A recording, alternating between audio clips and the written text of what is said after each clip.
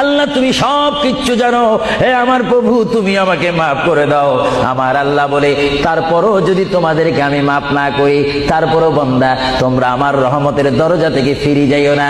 আমি তোমাদেরকে হুকুম দিচ্ছি, ওয়ালাউ আন্নাহুম ইয যালামু আনফুসাহুম জাউকা, বান্দারে যদি গুনাহ করে ফেলো আমার রহমত থেকে মুখ ফিরে তুমি চলে যাইও না। বান্দা, আকাশ পরিমাণ যদি গুনাহ করো, পাতাল পরিমাণ যদি গুনাহ করো, সাগরের পানি পরিমাণ যদি গুনাহ করো, পাহাড় তুলনায় যদি তুমি গুনাহ করো, আমার দরবার থেকে তুমি নিরাশ হইও না। বান্দা, আমি তোমাকে একটি রাস্তা পাঠাই দিচ্ছি, একটি পথ তোমাকে আমি দেখাই দিচ্ছি। সেই পথটি কোন পথ তোমরা জানো? ওয়ালাউ আন্নাহুম ইয যালামু আনফুসাহুম জাউকা, বান্দারে যখন তোমরা বরবাদ হয়ে যাবে তখন তোমাদেরকে একটা পথ আমি তোমাদেরকে দেখাই দিলাম।